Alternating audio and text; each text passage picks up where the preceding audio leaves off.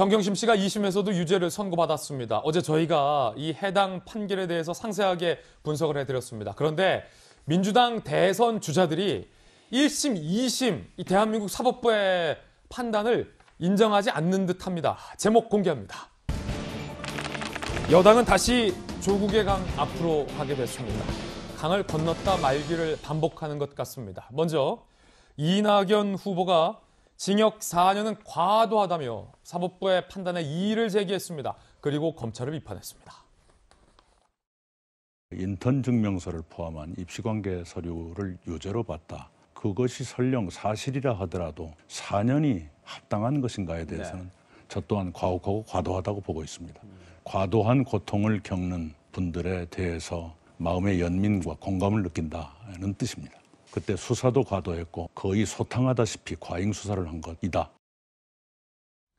들으셨듯이 당대표 출신, 총리 출신의 이낙연 후보는 검찰의 과잉 수사를 비판했습니다. 그런데 이낙연 후보뿐이 아닙니다. 여당의 대선 주자들 거의 전부가 조국 전 장관을 옹호했습니다. 이낙연 후보, 사모펀드 관련해서 모두 무죄.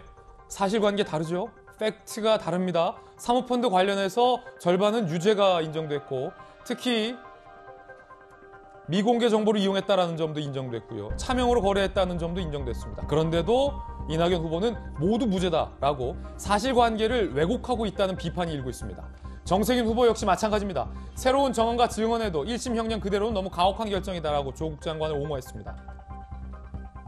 이재명 캠프, 검찰의 마녀사냥식 무리한 수사에 책임 묻고 검찰 개혁을 중단 없이 추진해야 한다. 오히려 검찰 개혁을 해야겠다라는 걸 검수완박을 들고 나왔어요. 추미애 후보도 마찬가지입니다. 검찰 개혁 보면 지금 하면 된다.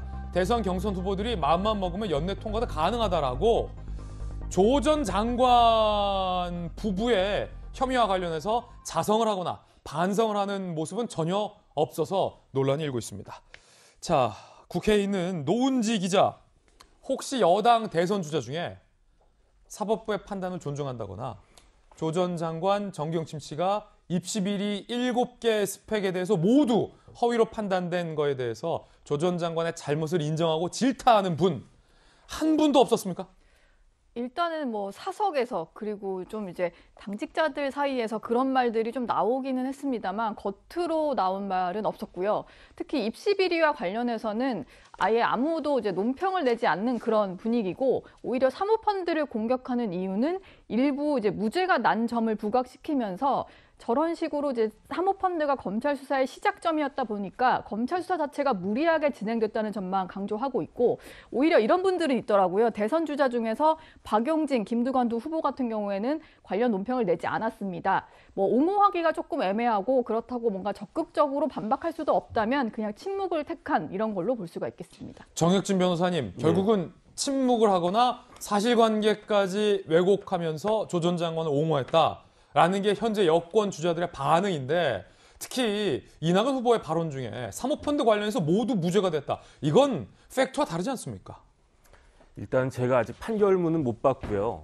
그런데 지금 뭐가 있냐면 서울고등법원에서 보도자료를 냈어요. 보도자료가 이제 법원 보도자료가 그렇게 길지가 않은데 그게 한 13페이지 굉장히 자세하게 썼습니다. 그래서 저런 비판들을 하시기 전에 그 보도자료를 한번 꼼꼼히 읽어보시면 어떨까 하는 생각이 들고요. 사모펀드에 관해서도 유죄가 나온 겁니다. 유죄가 나왔는데 그런데 뭐가 차이가 있느냐.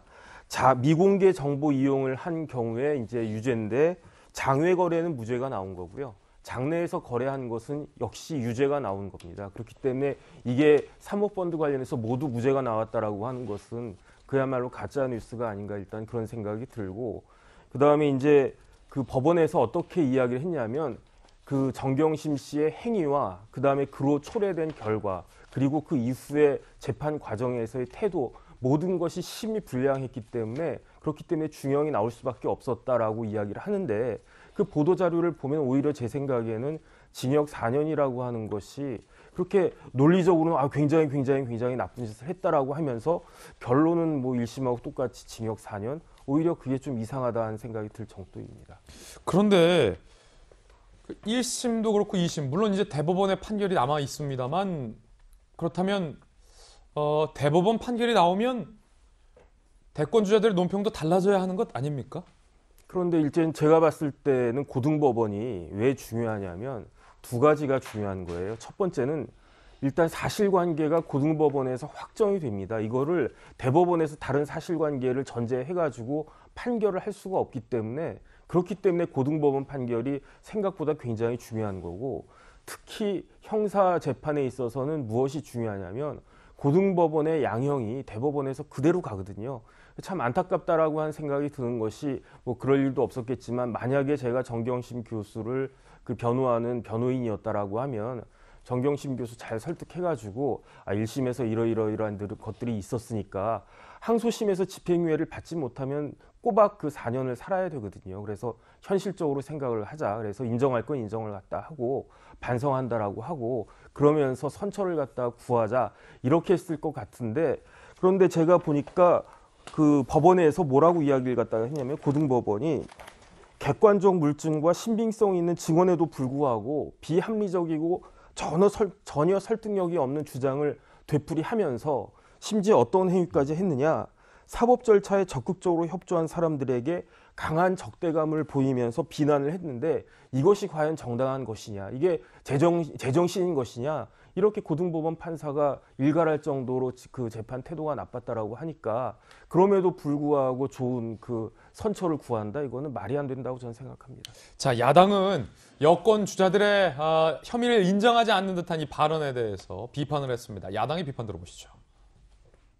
송영길 대표 조국 사태에 대한 사과를 했다고 합니다만 결국 알고 보니 무늬만 있는 가짜 사과였습니다. 내로남불은 이 정권의 대표 라벨로 확고히 자리 잡았습니다. 민주당의 대권 후보들은 조 전 장관과 함께하겠다거나 검찰개혁 추진해야 한다면서 오히려 소리 높여 위선을 옹호하는 작태를 펼치고 있습니다. 사회의 상식보단 당장의 경선에 필요한 지지층의 한 표가 더 절실하다는 모양새입니다.